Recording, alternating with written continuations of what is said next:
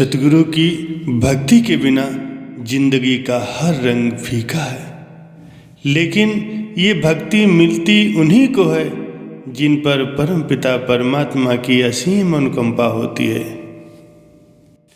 एक बार हजूर श्री सतगुरु जी महाराज जी से किसी सत्संगी भक्त ने पूछा, हजूर आप अपने सत्संग में भजन सिमरन पर इतना जोर क्यों देते हैं, जबकि आप अच्छी तरह से जानते हैं कि हमसे भजन सिमरन नहीं होता।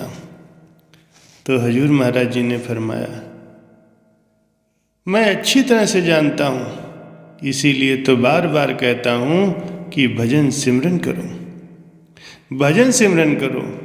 इसी जन्म में कम से कम आँखों तक सिमटाव तो कर लो, ताकि अंत समय तुम्हें ले जाने में मुझे खुशी महसूस हो। अंत समय जो सिमटाव की तकलीफ जीव को होती है वो असहनीय है, और संतों से अपने जीव की वो तकलीफ देखी नहीं जाती। मैं नहीं चाहता कि आप लोग ऐसी तकलीफ में चोला छोड़ें, इसलिए जितना ज़्यादा से ज़्यादा हो सके सेवा के साथ साथ भजन अभ्यास जरूर करें। अंत समय में सद्गुरु अपने शिष्य का शब्द खोल देते हैं, पर सिमटाव की वो असहनीय तकलीफ सहन करनी ही पड़ती है। दरबार का एक सेवादार नत्था सिंह जो खूब सेवा किया करता था, एक बार वो श्री सतगुरु जी महाराज जी के पास पहुंचा और बोला, हजूर मेरा दिल कर रहा है कि मैं कुछ दिनों के लिए अपने घर चला जाऊं। तो श्री हजूर सतगुरु जी ने मना कर दिया कि अभी नहीं जाना है। इस तरह से 3 दिन हो गए। संतों की हर एक बात में कोई न कोई राज होता। चौथे दिन वह अपना चोला छोड़ने लगा। उसे इतनी तकलीफ हुई कि उसका पूरा शरीर ही कांपने लगा, उसका मुंह पीला पड़ गया। उसने पास खड़े एक सत्संगी से कहा कि हजूर से जाकर कहो कि मुझे ये तकलीफ सहन नहीं होती, कुछ दया मेहर करें। उस सत्संगी ने हजूर को जब ये बात बताई तो हजूर सतगुरु जी ने कहा, तकलीफ सहन नहीं होती तो उसको क्या मैं काल के मुंह में दे दूं? ठीक है तुम जाओ। जब वो सत्संगी नत्था सिंह के पास पहुंचा तो नत्था सिंह ने फिर उसको हजूर जी के पास भेजा और कहा कि हजूर से कहो कि जैसा पहले था वैसा ही कर दो। जब सत्संगी हजूर के पास पहुंचा तो हजूर ने कहा, संत एक बार कुछ देकर उसे वापस भी लेते हैं क्या? फिर उस सत्संगी को भेज दिया। अगले दिन अपने सत्संग में हजूर जी ने इस बात का जिक्र किया कि जिस जीव ने कभी भी भजन सिमरन नहीं किया है और जिसका कभी सिमटाव नहीं हुआ है, वो जितनी मर्जी बाहरी सेवा कर ले, अंत समय में सिमटाव का दर्द तो उसे सहन करना ही पड़ेगा। फिर फरमाया कि बाहरी सेवा भी जरूरी है, पर उसको ही सब कुछ मान लेना हमारी सबसे बड़ी भूल है। भजन सिमरन के प्रति की गई लापरवाही कभी भी माफ नहीं की जा सकती। जब कोई सत्संगी संत मत के उसूलों पर चलता है और भजन सिमरन को पूरा वक्त देता है तो दुनिया की कोई भी ताकत उसे नीचे नहीं खींच सकती। अगर वो ध्यान एकाग्र करने में कामयाब नहीं हुआ और उसने अंतर में ज़्यादा तरक्की भी नहीं की, तब भी उसे कोई नीचे नहीं खींच सकता, बशर्ते कि उसने अपनी तरफ से भजन सिमरन के लिए पूरी कोशिश की हो। अगर वो सच्चे दिल से भजन सिमरन करता है, वो संत मत के उसूलों पर पूरी तरह से कायम रहा है और उसकी रहनी निर्मल है, तो कोई भी चीज उसे इस दुनिया में वापस नहीं ला सकती।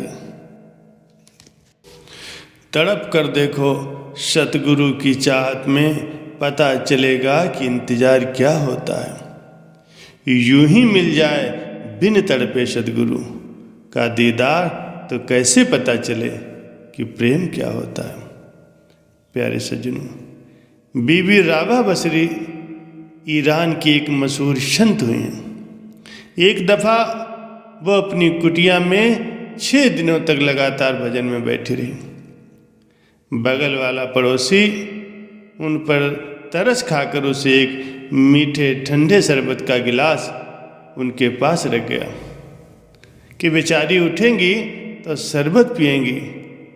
शाम का वक्त था, अंधेरा हो गया था। बेचारी उठी, माचिस ढूंढने लगी दिया जलाने के लिए, तो पास में एक बिल्ली बैठी हुई थी और वो उछलकर दौड़ पड़ी और उसकी ठोकर लगने से कांच का गिलास टूट गया, टुकड़े टुकड़े हो गया और दिया भी बिखर गया। अब जब उसने माचिस से रोशनी की तो देखा कि कोई मेरे पास शरबत का एक गिलास रख गया था पीने के लिए। तो वो रब से शिकवा करने लगी, कहती हैं कि हे मेरे मालिक, मैं 6 दिनों से तेरी बंदगी में बैठी थी। किसी ने मेरे ऊपर दया की और मीठा शरबत मुझे पीने के लिए दिया, लेकिन वो भी मेरे नसीब में नहीं था, इसलिए टूट गया। तो अंदर से आवाज आई, ए राबा, तू चाहे तो मैं तुझे 7 मुल्कों की विलायती दे दूं, यानी 7 मुल्कों का तुझे बादशाह बना दूं, पर तेरे को जो मैंने अपनी तड़प दी है, जो अपनी विरह दी है, वह तेरे से वापस ले लूँगा। बता तू क्या चाहती है, 7 मुल्कों की बादशाही या मेरी तड़प। बेचारी चुपचाप वो फिर से भजन में जाकर बैठ गई। प्यारे सज्जनों, तो ये तड़प हमको भी चाहिए, तभी हमारा काम बनेगा।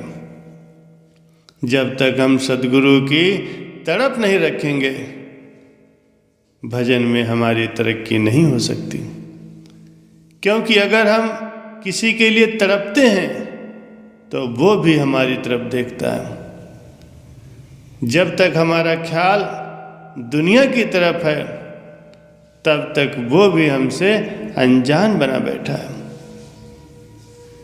संत अक्सर अपने सत्संग में फरमाया करते हैं कि जब एक छोटा बच्चा पालने में खेल रहा होता है तो माँ बेफिक्र रहती है, घर का सारा काम करती रहती है, लेकिन उसका ध्यान उसकी तरफ ही होता है। जब वो भूख से व्याकुल हो जाता है, रोने लगता है, तो किसी भी माँ से ये बर्दाश्त नहीं होता और वो दौड़कर उसे अपनी छाती से लगा लेती हैं।